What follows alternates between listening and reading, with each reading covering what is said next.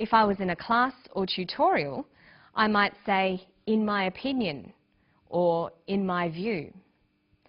But if I was writing an essay or giving a very formal talk, I'd probably choose, it is believed, or it is thought. In formal writing, many people think you should avoid using the word I, even if you are giving an opinion. Here's the clip again. Listen for some of those phrases. I believe that the public health problem for vitamin D deficiency is quite significant. I mean, if you think about it, over 250,000 women in the United States will develop breast cancer this year. Something like 50,000 will die.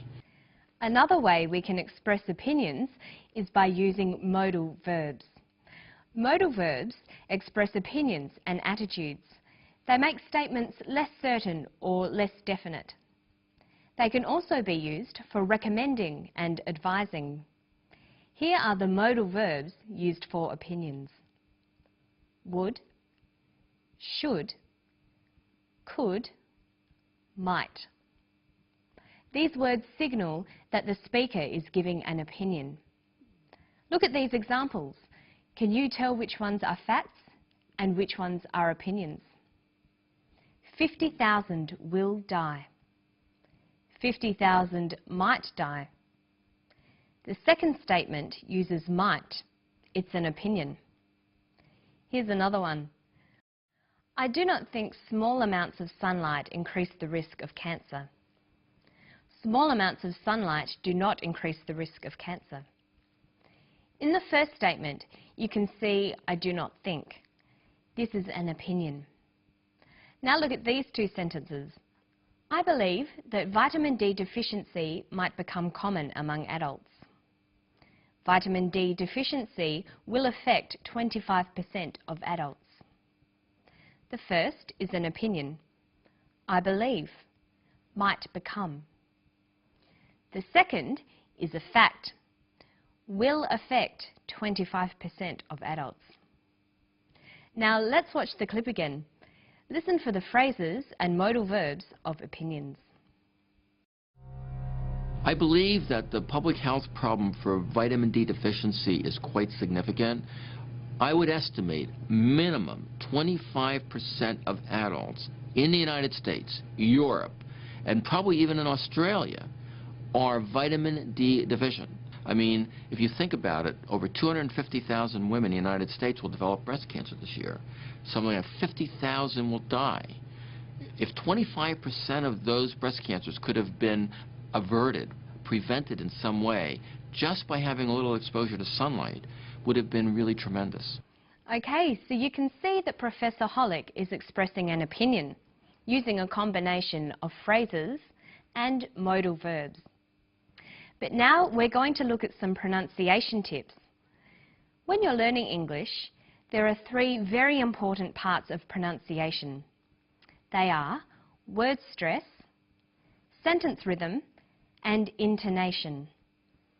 Today we're going to look at the first two, how you can practice word stress and sentence rhythm together to improve your spoken English. Listen to this sentence closely for word and sentence stress.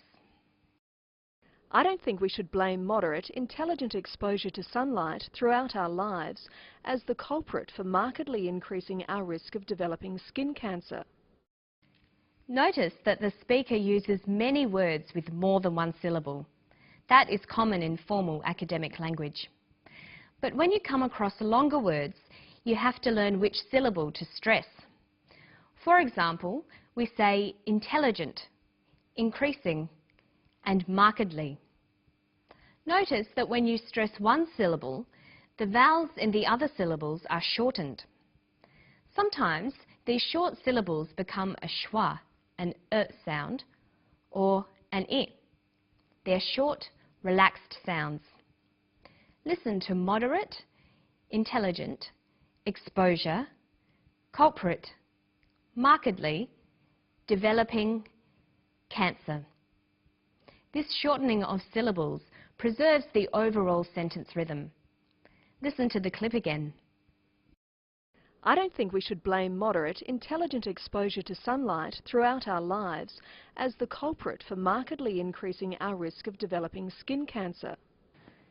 So when you're learning to speak English, you need to learn the pronunciation of individual words, but you also need to practice sentence rhythm, putting the words together into sentences. This is much easier when you get used to shortening the non-stressed vowels. Okay, listen to the clip and then we'll practice some more. I mean, if you think about it, over 250,000 women in the United States will develop breast cancer this year. Something like 50,000 will die. If 25% of those breast cancers could have been averted, prevented in some way, just by having a little exposure to sunlight, would have been really tremendous. Okay, now you can try it. Listen to this sentence. It would have been tremendous to have averted or prevented significant vitamin D deficiency. Let's look at each of those words. We'll highlight which syllable is stressed. See if you can work out how to pronounce each word. Tremendous, averted, prevented, significant, vitamin, deficiency. Okay, now let's see what happens when we put these words back into a sentence. It would have been tremendous to have averted or prevented significant vitamin D deficiency. Making your spoken English sound natural takes a lot of practice. Don't forget to listen closely to vowel sounds and sentence stress. And remember to practice reading and writing in English every day. And that's all from me today. I'll see you next time on Study English. Bye.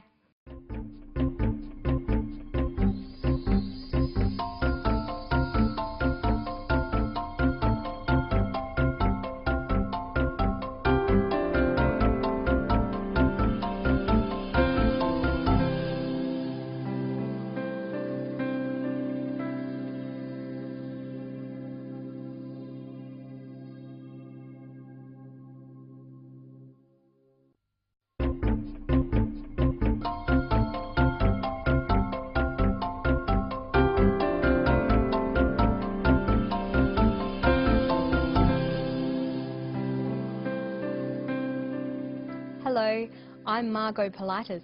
Welcome to Study English, IELTS Preparation. Today we're going to talk about businesses and different ways to discuss economic information.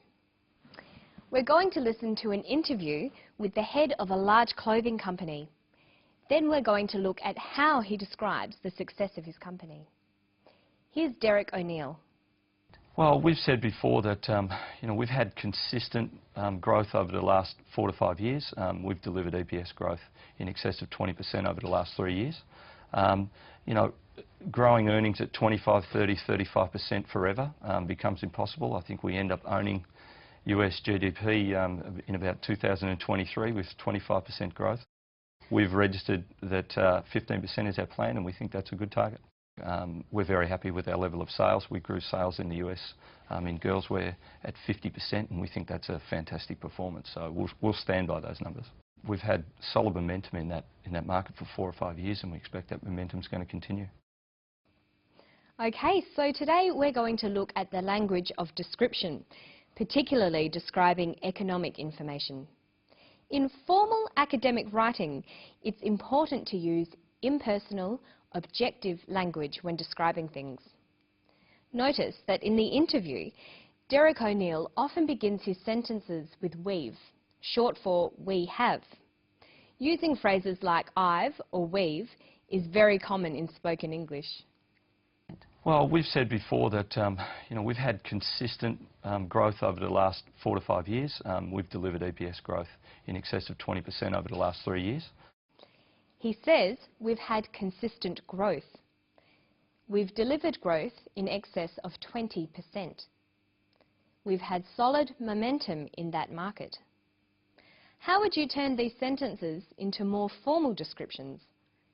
Take the first sentence. We've had consistent growth. Generally, the first person forms of I and we are not used in more formal writing or when describing economic data. We'd use an objective form. there is, there are, there has been, or there will be. So we've had consistent growth becomes there has been consistent growth. Look at this one. We've delivered growth of 20%. That becomes there has been growth of 20%. Now listen to him again. We've had solid momentum in that market for 4 or 5 years, and we expect that momentum is going to continue. He said, we've had solid momentum.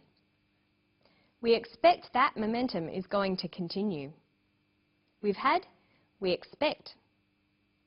How could you write that information in a formal way? We've had solid momentum. There has been solid momentum. We expect that momentum is going to continue. It is expected that momentum is going to continue. So looking for the use of the first person is a good way to tell whether someone is discussing information in a formal or informal way.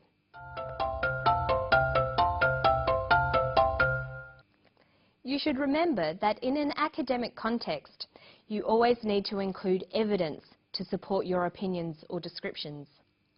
You should try to always include data to explain and support what you're saying. Data is information, especially facts and figures, numbers, percentages, and dates. In formal language, you need to include data to support your arguments. Listen to the data Derek uses. We've delivered EPS growth in excess of 20% over the last 3 years. Growing earnings at 25, 30, 35% forever becomes impossible. I think we end up owning US GDP in about 2023 with 25% growth. We've registered that 15% is our plan, and we think that's a good target. He mentions a variety of facts and numbers, but he also describes how the data has changed. That is, the degree or type of change. To describe data, there is a variety of word choices. You can use both adjectives and adverbs, words that describe. Of course, adjectives describe things and adverbs describe actions. So you'll need both nouns and verbs for your descriptions. For example, you might use nouns like the rise, the increase, or the growth. Listen to Derek again. Well, we've said before that we've had consistent growth over the last 4 to 5 years. They've had consistent growth. He uses an adjective, consistent, with a noun, growth. Let's look at a table. To describe numbers going up, we can use nouns like the rise, the increase, or the growth. And to describe numbers going down, we can use the drop or the decrease. Then we've got adjectives to describe those nouns, like rapid, slow, slight, dramatic, sudden, or consistent. And we can put these together. A sudden rise, a slight decrease,